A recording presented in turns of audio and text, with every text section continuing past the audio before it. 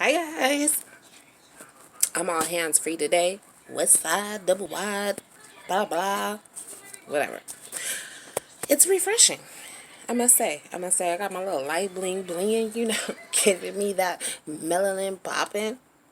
Stop it. Okay, so today's topic is baby daddies, or should I say, co-parenting. I don't necessarily call my baby daddies, but yeah, it is what it is. Actually, I have two of them. One of them I call my baby daddy. The other one I call my co-parent. Because, go figure, we actually fucking co-parent. You know what I'm saying? So, how am I going to start this out? I don't really know. One thing I want to say is shout out to you dudes. Okay? That's where I'm going to start. With you men. You know what I'm saying? And I'm not going to start by bashing you. What I'm actually going to say is, ladies, there's a couple things that I would like to put out there for you guys just to kind of grab a hold of. I've been asked, how the hell do I make it work with my son's father, blah, blah, blah. Okay, there's one who's here and one who's not.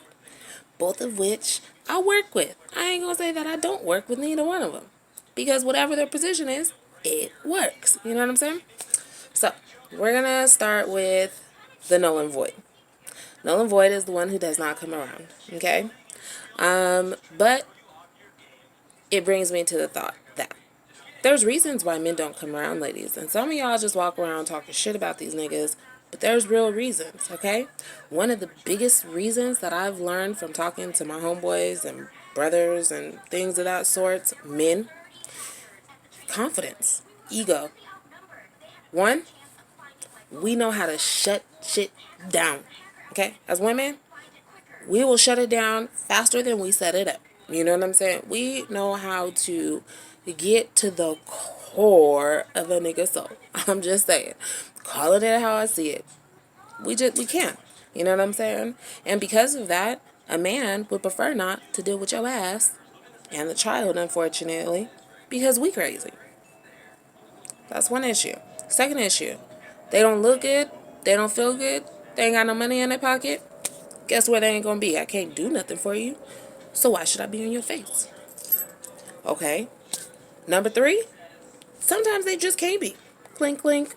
Sometimes it's like that. You know what I'm saying? Sometimes you can't expect a motherfucker to do no better than how they were taught. We want people to love the same way we do. But number two, three, third, four, five is that we're women. We nurture. We do all that. We're hands on. We want to love and make and build and, men, providers, very much into their egos. Can I do this? Can I not do this? If I can't do it, fuck it. That goes for kids too. Hashtag. So look, with that being said, there's ways to deal with all of this. How did I do it? With the co-parent? Well, me and co-parent, we made a promise when we were together that no matter what, we would be cool for the sake of our son. Now, for many and many years, being cool meant calling grandma, telling grandma he's here, dad gets him, or my son walks in, whatever. But we just won't communicate to make it work, okay? Then we started communicating. It's been just fine. Nobody's dead. Part of our communicating, though, is not trying to fix shit in the other person's house. One thing I never do is call to check on my kid. You know why? Because their fathers, just like their mothers, hopefully, don't want them dead. Your kid's going to come back in one piece. They might not be fed the way we feed them. They might not be dressed the way we dress them. But they going to come back in one piece. So, chill. That's kind of how I looked at it. It's just like, why call? You didn't call to check on them? No. Because if that nigga don't come back, then we have a problem. Why stress? Why stress the small stuff? You know what I'm saying? Not only that, it makes you look fucking crazy and fucking overbearing. Let the child enjoy their time with their daddies, because that is very much so necessary in the man's life as well as the child's life.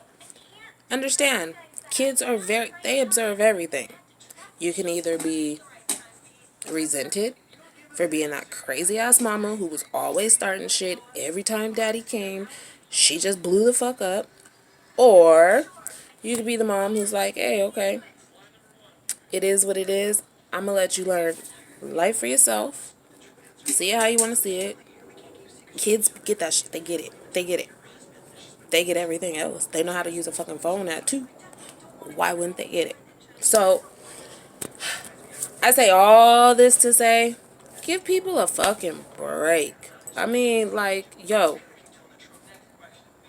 it is what it is. You knew what it was before y'all made a baby. You just so happened to make a baby. Then you made a conscious choice that you was going to keep the baby. So now you got to figure out how to deal with the other person. Sometimes the better way to deal with it, like my null and void, is to be null and void. I mean, and there's nothing wrong with that either. But don't be mad. Like, you know why they're null and void. They can't hang. They can't handle the situation. That's a choice you make too. You know what I'm saying? So, women, be aware of your actions. Be aware of your toxicity.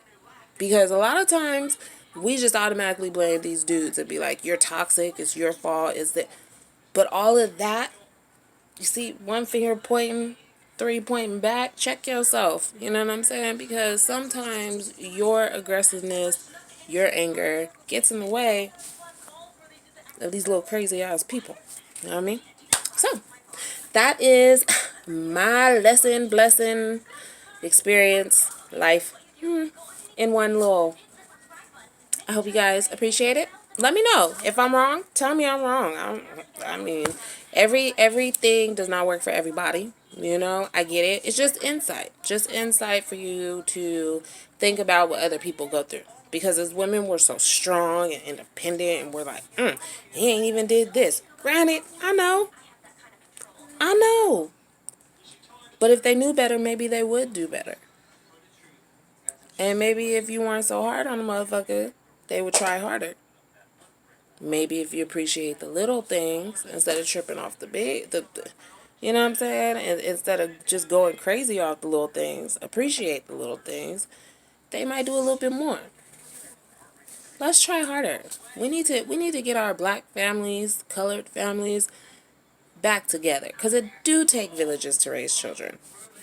I'm just saying, it does take a village to raise a child. So, you know, get on your A game. Dudes, hold that chin up. Go see that motherfucker. They don't give a fuck if you had an edge up. They don't care if you got lint in your pockets.